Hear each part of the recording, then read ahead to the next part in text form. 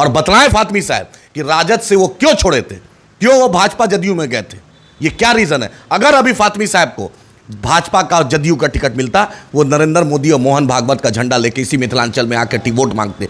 उनको अपने बेटा की चिंता है, फैयाज साहब को अपने बेटा को एमएलए बनाने की चिंता है, लेकिन किसी आम कार्यकर्ता को एमपी एमएलए बनाने की चिंता बैरिस्टर असदुद्दीन ओवैसी साहब को, अख्तरुल ईमान साहब को, इनको चिंता नहीं है। तो हमारे साथ अभी एआईएमआईएम के नेता हैं आदिल हसन आज़ाद, और ये राष्ट्रीय प्रवक्ता भी हैं एआईएमआईएम के, और मधुबनी दौरे पे हैं। सबसे पहले स्वागत सर, आपका भी बहुत बहुत शुक्रिया।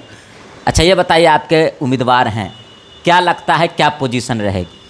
मेरे जो उम्मीदवार हैं वकार सिद्दीकी साहब, वो मुसलमानों का, मधुबनी की जनता का, यहाँ के पिछड़ों का, यहाँ के दलित भाई का वकार बढ़ाने आए, उसी का नाम वकार सिद्दीकी।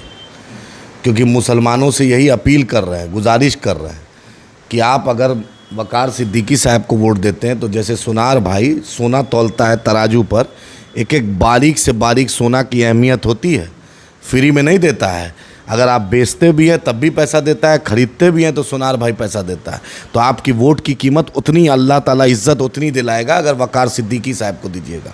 और महागठबंधन के कैंडिडेट को दीजिएगा तो जैसे कबाड़ अपना कबाड़ी को तौलता है, 2 किलो की जगह 2.25 किलो भी रख ले, 10 किलो की जगह 11 किलो भी रख लेता और पैसा 10 ही किलो का देता, वही होगा।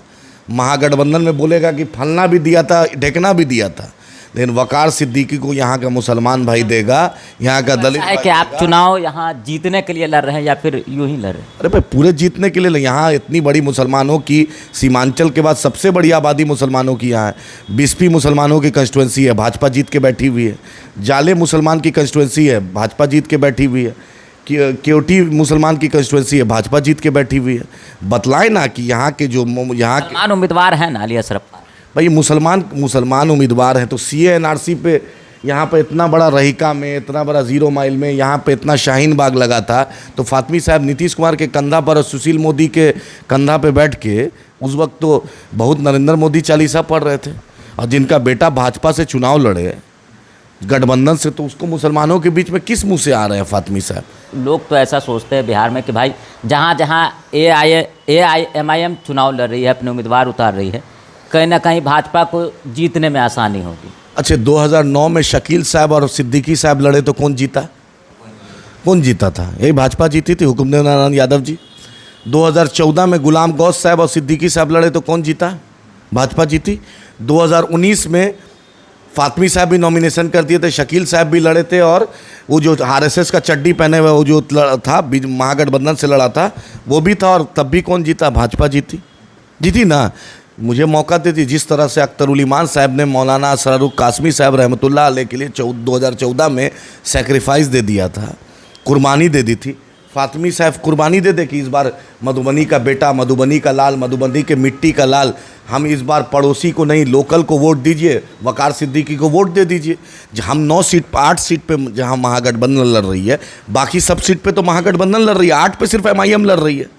तो जहाँ एमआईएम लड़ रही है वहाँ महागठबंधन हमें सपोर्ट कर दे, हम वहाँ महागठबंधन को सपोर्ट कर देते हैं सब। क्योंकि आपके पास एक भी एमपी नहीं है महागठबंधन के बाद, लालटेन के पास एक भी एमपी नहीं लोकसभा, मेरे पास 2 एमपी है। 640 सवाल हमने किया पार्लियामेंट में, सबसे ज़्यादा अपोजिशन में अगर किसी मेंबर ऑफ पार्लियामेंट ने सवाल किया, उसका नाम बैरिस्टर असदुद्दीन ओवैसी साहब, इम्तियाज़ जलील साहब। उसमें किसान का भी मुद्दा था, स्टूडेंट का भी था, नौजवानों का भी था, रोजगार भी था, चाइना के घुसपैठ का भी था। तेजस्वी यादव बतला दे कि मुसलमानों के मुद्दे पर आखिरी बार कब बोले होंगे, और तेजस्वी यादव को तो मुसलमान से ज़रूरत भी नहीं है, ए टू जेड बोल रहे हैं। कल तक माई बोलते थे तो उनको चीफ मिनिस्टर बनाया गया, उनके अब्बा को चीफ मिनिस्टर, उनकी अम्मा को चीफ मिनिस्टर, उनको डिप्टी सीएम, उनके भाई को मंत्री, उनकी बहन को राज्यसभा। अब वो ए टू जेड बोलते हैं। तो मुसलमानों ने वफादारी दिखाई, भाई शरफुद्दीन हार गए, चेतन आनंद जीत गया।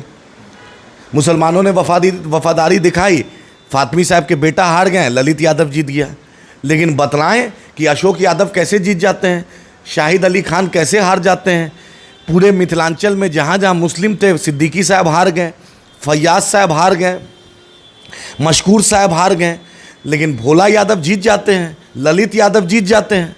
राजद में जब सिद्दीकी साहब की पूछ नहीं, जब शहाबुद्दीन साहब की पूछ नहीं, तो मेरी भी किसी की पूछ नहीं हो सकती है। और बतलाएं फातमी साहब कि राजद से वो क्यों छोड़े थे, क्यों वो भाजपा जदयू में गए थे, ये क्या रीज़न है। अगर अभी फातमी साहब को भाजपा का जदयू का टिकट मिलता, वो नरेंद्र मोदी और मोहन भागवत का झंडा लेके इसी मिथिलांचल में आकर वोट मांगते। उनको अपने बेटा की चिंता है, फैयाज साहब को अपने बेटा को एमएलए बनाने की चिंता है, लेकिन किसी आम कार्यकर्ता को एमपी एमएलए बनाने की चिंता बैरिस्टर असदुद्दीन ओवैसी साहब को, अख्तरुल ईमान साहब को, इनको चिंता नहीं है। मुसलमानों का वोट चाहिए और मुसलमान के मुद्दे पर चुप्पी, ये नहीं ना होगा। इसी मधुबनी में एक बच्ची के साथ हुआ था, कहाँ थे सिद्दीकी साहब, कहाँ थे फातमी साहब, कहाँ थे शकील साहब। बड़े बड़े धुरंधर, यहाँ की मिट्टी ने आपको केंद्र मंत्री बना दिया, हजारों करोड़ की संपत्ति हो गई। कल तक आप कहाँ थे, आज मेडिकल कॉलेज में सुनते हैं आपका शेयर है, बड़ा स्कूल खोल दिए, बड़ा प्राइवेट हॉस्पिटल में लोग बोलता है आपका शेयर है, लेकिन उस हाफिज साद के घर पर तो जाकर कभी पुरसा नहीं लिया। असगर के यतीम बच्चों को कभी कुछ नहीं लिया कि उनकी बच्चों की कफालत हम करेंगे। कभी तो आपने ये नहीं पूछा कि आप ये जो मामला है, ये जो आप ही के यहाँ जो मामला हुआ था उसका, हाफिज साद का साद साहब के घर या गुलनाज के घर या सनोबर के घर तो कभी नहीं गए। मुसलमानों के मुद्दे पर तो नहीं बोलते हैं। हम अपनी क़यादत खड़ा करने आए हैं, हम किसी बैसाखी के कार्य नहीं रहना चाहते हैं, हम फातमी साहब का मोहताज नहीं, हम अल्लाह का मोहताज हैं। हम अपनी क़यादत को मिथिलांचल में खड़ा करेंगे। ये अभी अंगड़ाई है, बिहार विधानसभा डंके की चोट पर पूरा मिथिलांचल लड़ेंगे। उसमें ब्राह्मण भाई भी लड़ेगा, उसमें यादव भाई भी लड़ेगा, कुर्मी भी लड़ेगा, अति पिछड़ा भी लड़ेगा, पिछड़ा भी लड़ेगा, लेकिन जो आरएसएस भाजपा का आइडियोलॉजी का खिलाफ करेगा वही लड़ेगा। जो इंसानियत की बात करेगा, जो मोहब्बत की बात करेगा, जो मिथिलांचल को बुलंदी पे ले जाने की बात करेगा, ज़रूर इंशाअल्लाह ताला विधानसभा लड़ाएंगे।